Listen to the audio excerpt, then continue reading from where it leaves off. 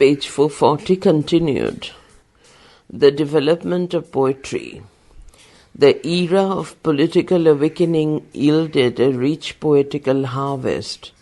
The poets of early decades of 20th century showed like originality and continued to write in the manner of romantic Victorian and Georgian poets of England. Nizamat Jung's prologue, Spirit of Light, and Golconda, Anand Acharya's On Reading an Arabic Inscription, The Youthful Prophet, and The True Immensity are romantic in tone and spirits. Para. In the poetry of Rabindranath Tagore and Sri Aurobindo, romanticism, mysticism, spiritual and religious elements coalesce together. They are humanists too. The Aurobindonians, Nolinikanta Gupta, D.K. Roy, Nirod Boron, K.D. Setna, and Nishikanto follow the tradition of romantic mystical poetry.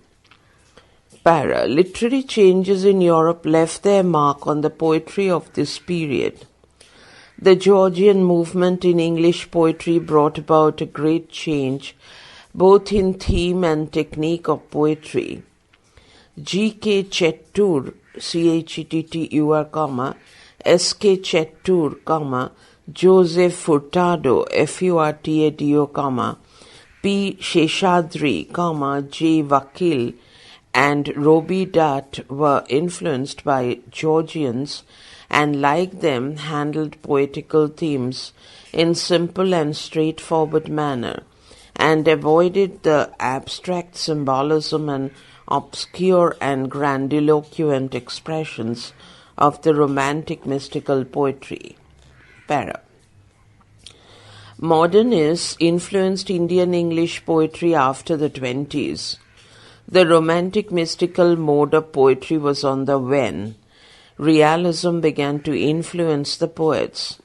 The poets searched for a suitable medium to express the cacophony of modern machines, industrialism, and the abject misery and poverty of the masses. Nilima Devi, B.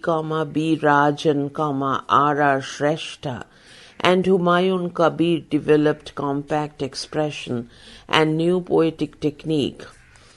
Sarojini Naidu remained unaffected by these radical and far-reaching changes in poetry. She remained out-and-out romantic both in her sensibility and art. Para. What characterizes most the poetry of this period is Indianness. It attains maturity and reveals various shades of Indian sensibility and presents multitudinous vignettes, vignettes, of Indian life. Rabindranath Tagore, 1861-1941. Tagore was the first Indian writer who gained for modern India a permanent place on the world literary map. He wrote mainly in Bengali but translated many of his Bengali poems and plays into English. So his renderings are called transcreations. Para. Born and nurtured in the enlightened, cultured and religious family of Debendranath Tagore, Rabindranath Tagore inherited faith in the religion of the Vedas and the Upanishads. From his earliest days, he, quote, grew up in the one house where all the surging tides of Indian Renaissance could flow round his daily life, and filled the air he breathed with the exhilaration of their fresh air, unquote, stop. The Vedas and the Upanishads, the medieval mystics and the Vaishnava poets, the folk singers of Bengal, the poetry of Kabir, and the works of Dante, Heine, and Goethe's Faust greatly influenced him. Para. After getting his early education in India, He sailed for England with the intention of studying law. He was sent to London University. The legal profession did not appeal to him, and after a year and a half he came back without any university degree. In England he took keen interest in English literature and read Shakespeare, S.T. Brown, Blake, Wordsworth, Shelley, Keats, Byron, Browning, Tennyson, Arnold, Ruskin, Carlyle, and many others. During his second visit to England in 1912, he came in contact with Shaw, Galsworthy, H.G. Wells, John Masefield, Robert Bridges, Ernest Rhys, RHYS, Sturge Moore, W.B. Yeats, Ezra Pound, and many other literary and intellectual luminaries. He also visited USA in 1912, where he lectured at many places. These lectures were published as Sadhana. In November 1913, Tagore was awarded the Nobel Prize for Literature for the English translation of the Gitanjali. An honorary doctorate was conferred on him by the Calcutta University the same year. In 1914, he was knighted. Protesting against the Jallianwala Bagh massacre, he renounced knighthood. KNIGHTHOOD, stop, page 441. Tagore's poetry. Tagore's English poetry, including the transcreations from Bengali, consists of the crescent moon, the gardener, fruit gathering, lover's gift, crossing, the fugitive, and other poems, and the Gitanjali. Tagore is a poet for excellence. Tagore's poetry reveals, a highly personal quest for the divine, characterized by a great variety of moods and approaches, ranging from the height of ecstasy to the depths of despair, stop. W.B. Yeats, the poet laureate of England, was so much impressed by his Gitanjali that he wrote a detailed introduction appreciating its poetic beauty. Para. Tagore is a, quote, pure poet, stop. He once said, quote, I am a poet and nothing else, stop. He said, quote, my religion essentially is a poet's religion, stop. Para. Tagore's vast poetic output is characterized by a variety of themes and originality both in thought and expression. No other Indian English poet, either before or after him, showed so much freshness and fecundity of imagination in glorifying the common objects of nature, world, and human life, and in this respect he stands in the front rank in Indian English romantic poetry. Gitanjali is mainly a collection of lyrics of devotion in the great Indian tradition. Closely related with the main themes are the themes of nature, love for humanity and world, and love of motherland. The crescent moon glorifies childhood. The Gardener is a collection of beautiful love lyrics. Stray Birds is a collection of musings or dream-like thoughts. The Child is unique because it was first written in English and was later translated into Bengali as Shishu Tirtho. Tagore treats his theme in an original manner. Para. Tagore was a mystic romantic poet like Blake and Wordsworth, but his romanticism has a typical Indian flavor. His romanticism and mysticism was derived from the multiform streams of Upanishadic and Vaishnavic thought of his own country.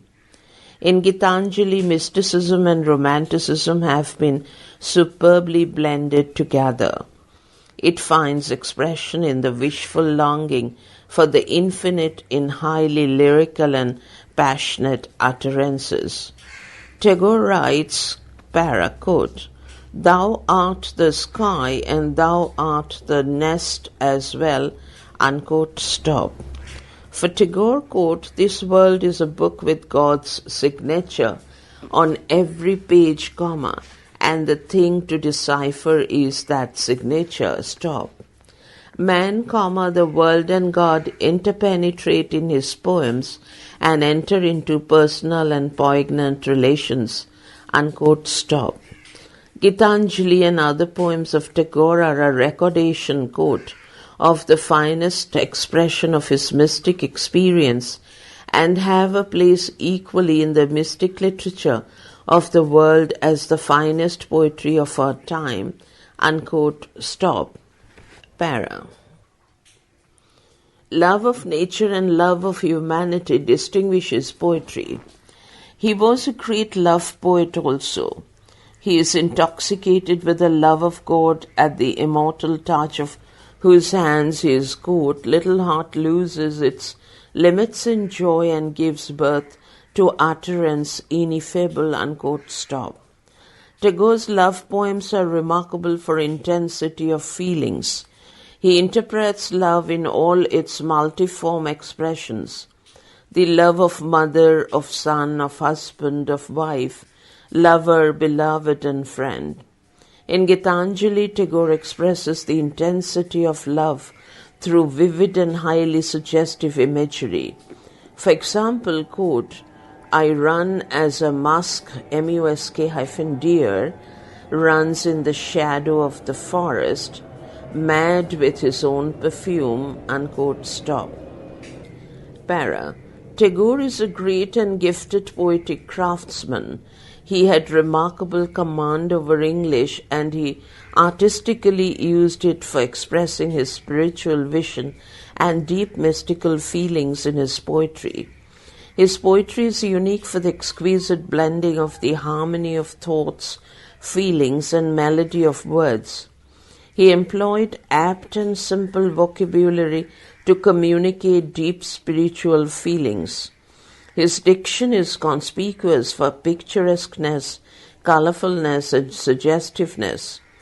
He deftly domesticated English by using Indian words as viva, viva, and by making it a suitable medium for expressing lyrical Indian, typical Indian cultural, religious, and spiritual ethos. His style is musical.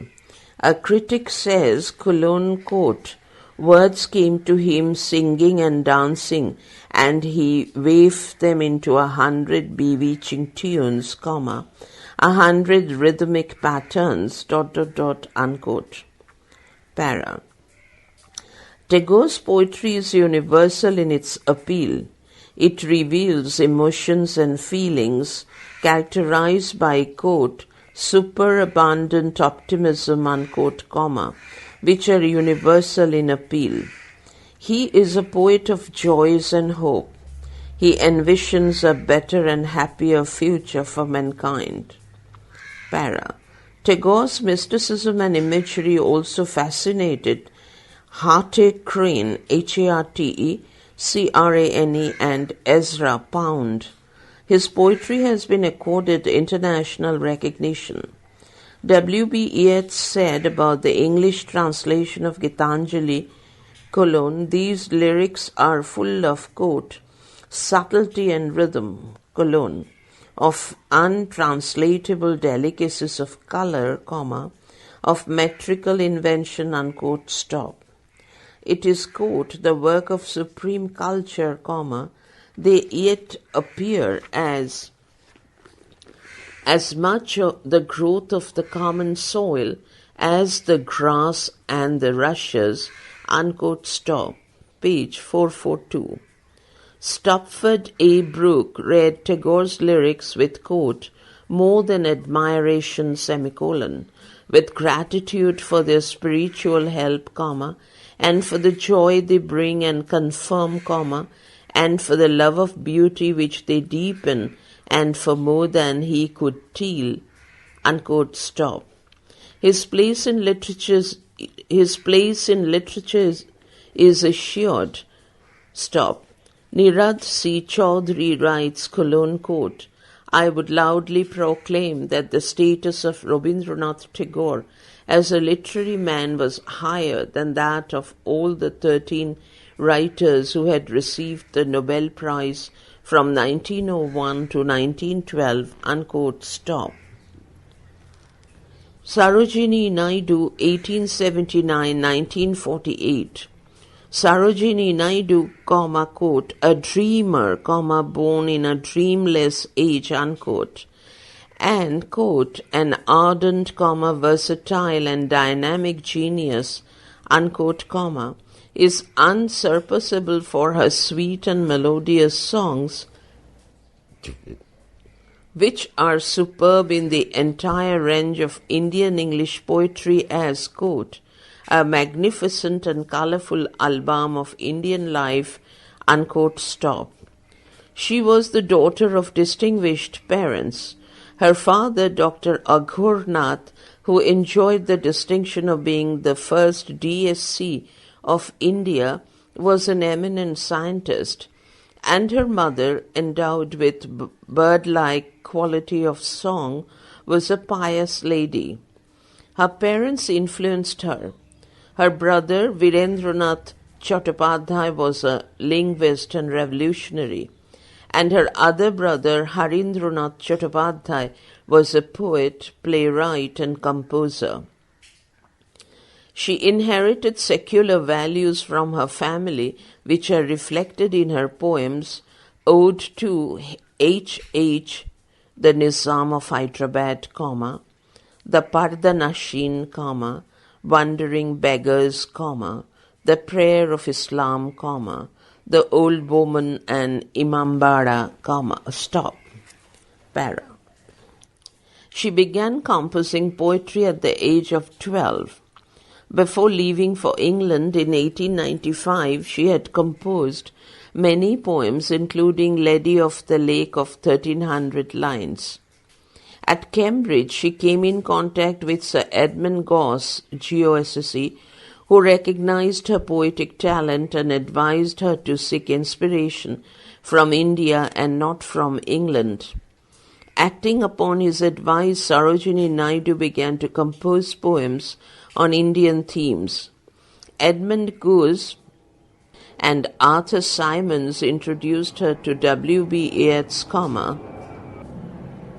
William Watson, John Davidson, Oscar Wilde and other members of the Rhymers, RHYMERS Club, which was founded in 1890 by W.B. Yeats and Ernst Rhys. The members of the Rhymer Club, quote, helped her to acquire the verbal and technical accomplishment, the mastery of phrase and rhythm for exposing her visions and experiences. Para. On returning to India in 1898, Sarojini married Dr. Govinda Rajalu Naidu, with whom she had earlier fallen in love. She took an active part in India's freedom struggle and was an active member of Indian National Congress. She ceased to be a poet in the literal sense in 1914, the year she met Mahatma Gandhi in London. In the 1915 session of INC, she recited her patriotic poem Awake, which thrilled the audience. She took active part in the Salt Satyagraha in 1930 and the Quit India movement in 1942.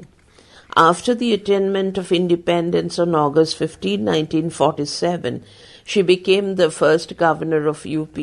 She was known as, quote, the Nightingale of India, unquote, stop. Para. Sarojini Naidu's poetry. The golden period of her poetic composition spans the period 1898 to 1914. Her first volume of poems, The Golden Threshold, 1905, was dedicated to her mentor, Sir Edmund Gosse, GOSSC, stop. Her other volumes of poetry are The Bird of Time, 1912, The Broken Wing, 1917, and The Feather of Dawn, posthumously published in 1961. Para. Sarojini Naidu occupies a unique position in Indian English poetry. Her early poetry is imitative of English romantics and pre-Raphaelites. On the advice of Sir Edmund Gosse, she began to write about the colourful and variegated life of India. In the introduction to The Bird of Time, he writes, colon, "It comes from the pen of a an Indian of extreme sensibility, who had mastered not merely the language, but the prosody of the West, unquote." Her poetry is suffused with Indian atmosphere and sensibility. Her poems always remind us of the India of palanquin bearers, corn grinders, wandering beggars, Pardanashin, of meditation, love, and solitude. She adroitly poetizes the sights and sounds familiar to us. We find in her poetry men and women belonging to different ranks in society, singing harvest hymn to invoke quote, Lord of the universe, unquote, village folk singing hymn to Indra, Lord of rain, maidens, brides, mothers, widows, artisans, peasants, victors, scholars, priests, poets, dancers, weavers, bangle sellers, etc. The plurality of Indian culture is vividly depicted in her poetry. Various Indian festivals as Raksha Bandhan, Vasant Panchami, Diwali, and Naga Panchami find a place in her poetry. Various facets of Islam and Muslim life in India have been depicted in the Prayer of Islam, The Old Woman, Pardanashin, and Imambara, patriotic Imambara, full stop. Patriotic note is found in the Lotus, Lokmanya Tilak, Imperial Delhi, To India, Awake, and The Gift of India. Indian mysticism finds an echo in the Soul's Prayer and To a Buddha Seated on a Lotus, page 443. The India that she has presented in her poems is a land of beauty and song of love and laughter and pathos, of mysticism and meditation, and not a nation striving for scientific, technological, industrial, and economic progress. Para. Sarojini's poetry is, quote, a tapestry of romantic colouring with quivering threads of gold, unquote, stop. Endowed with keen imagination and sharp poetic sensibility, she said, quote, the light that never was on heaven and earth, unquote, on the scenes and sights of variegated Indian life. Sensuousness and picturesqueness, profusion of colourful imagery, and radiant diction, love of nature and humanity, mysticism and vivid recreations of Indian ethos are some distinctive romantic characteristics of her poetry. Her nature poems, The Call of Spring, In Praise of Gulmohar Blossoms, June Sunset, Summer Woods, Spring, Vasant Panchami, and In a Time of Flowers are highly picturesque and sensuous. Her poems on human life and Indian scenes are remarkably sensuous. Indian weavers, palanquin bearers, bangle sellers, Indian dancers, the Indian gypsy, etc. are sensuous and picturesque.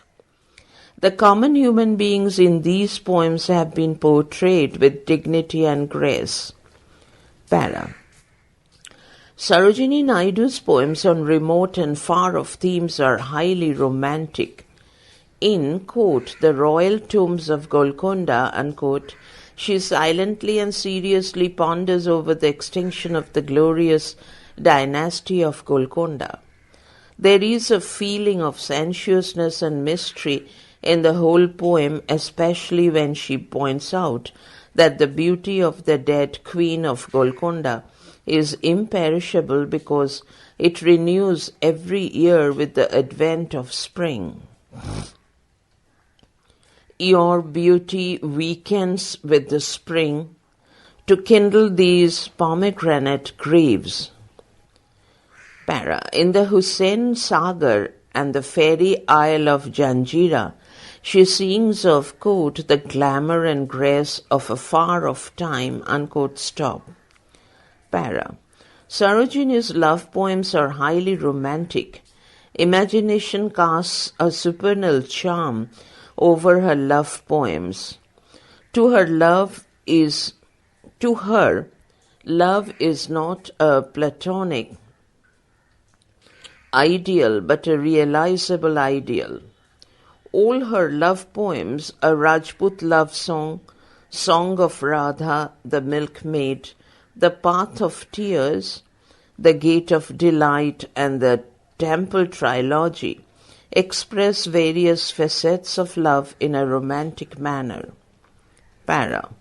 Her vision of life, which is romantic and imaginative, is neither pessimistic nor optimistic. It may be called the twilight view of life in which both sorrows and joys, strifes and successes, smiles and tears are interwoven. She finds life worth living in spite of, quote, its poignant hour of bitter suffering, unquote, stop.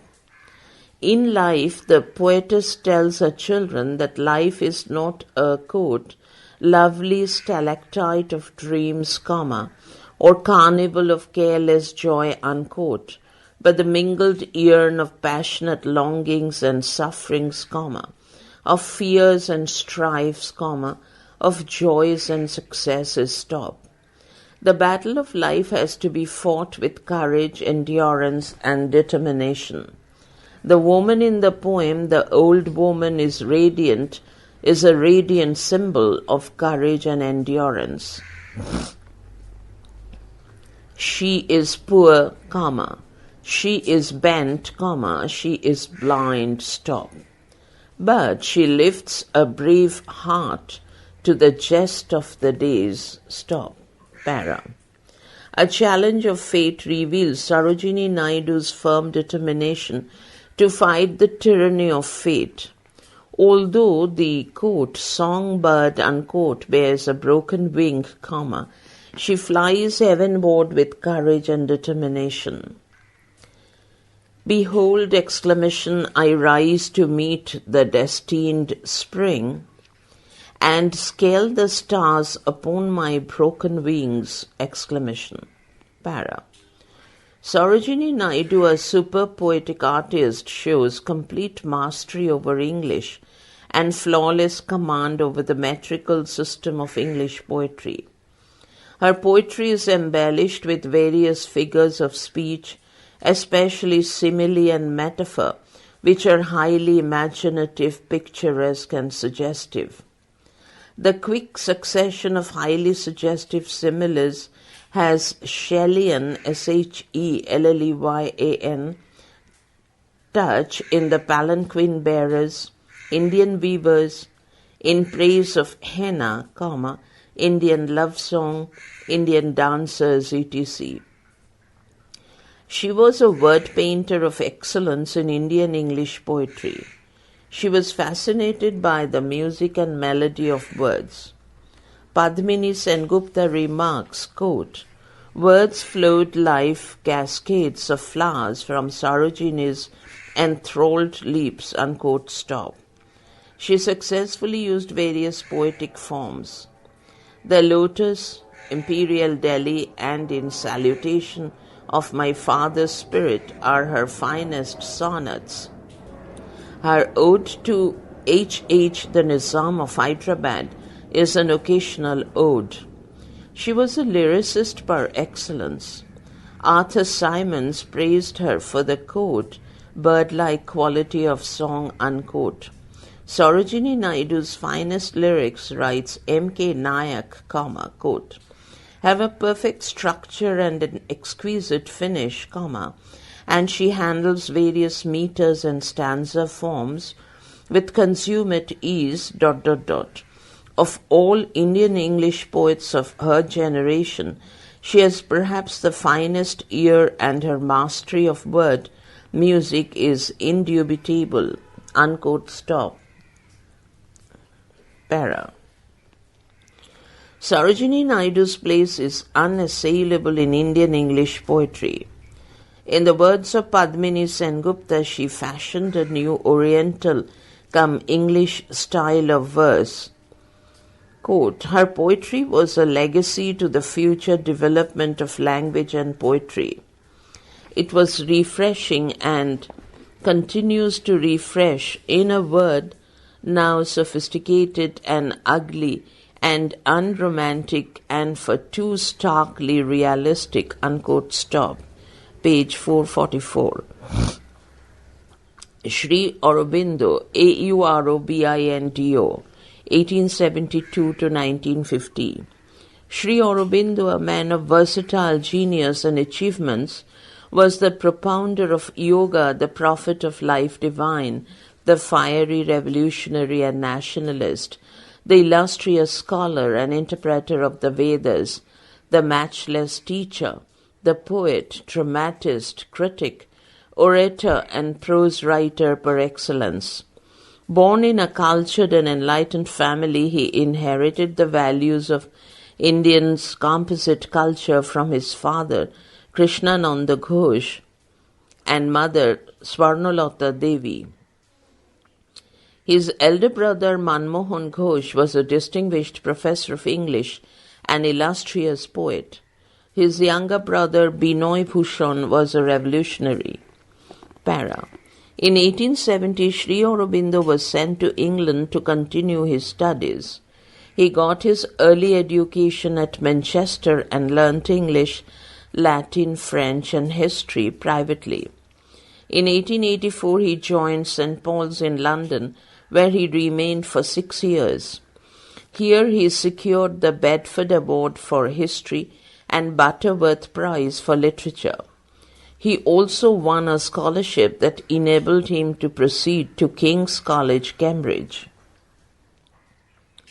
He passed the classical Tripos, T capital small RIPOS, in the first division. He passed the ICS examination, but he refused to appear at the horse riding test, and he was finally disqualified. He also acquired knowledge of German and Italian, Sanskrit and Bengali. In 1892, he joined the, quote, Lotus and the Dagger, unquote, a secret society formed in London to work for India's freedom. He left England in 1893. He joined the service in the Survey settlement in the state government of Baroda. He was later appointed Professor of English and Vice Principal at the Maharajas College, Baroda. He pursued here the varied interest of his life, teaching poetry and politics simultaneously. He translated into English the verses of Chandidas and Gyanodas, Kalidas's Meghdut, Vikram Urvashi and Bhotrihori's Niti Shatak. Sri Aurobindo also composed Urvashi, one of his finest poems, which is remarkable for its epic majesty, Love and Death, which deals with the theme of love of Ruru and Priyamvada, and two plays, Perseus, Persues, the Deliverer, and the Viziers, Viziers of Basora, Bassora, para. Sri Aurobindo contributed articles full of revolutionary zeal to the Indu Prakash of Bombay under the captain New Lamps for Old. This was followed by a series of articles on politics and the art of Bankim Chandra Chatterjee. Para. During his several visits to Bengal, he organized secret revolutionary societies and mobilized the nationalists. In order to awaken the masses, he wrote Bhavani Mandir 1905, quote, a handbook of revolutionaries dedicated to the service of Bhavani, unquote, stop. In it, he lucidly, mystically, and eloquently propounded the concept of India as mother. In 1906, Sri Aurobindo resigned from the principalship of Baroda College and organized the National Party with Tilak. He came to Calcutta and began editing Bande Matram at Bipin Chandra Pal's invitation. He vehemently declared that complete independence was the goal of India. He attended the Calcutta session of Congress, which was presided by Dadabhai Naoroji, and helped to give its resolution a revolutionary look.